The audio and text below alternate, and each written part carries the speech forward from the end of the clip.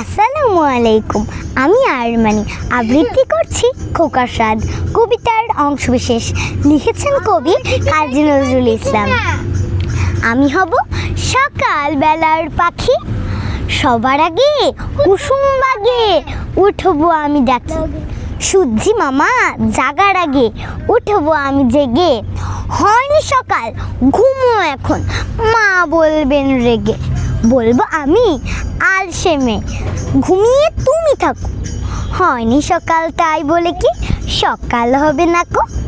আমরা যদি না জাগি মা কেমনে সকাল হবে।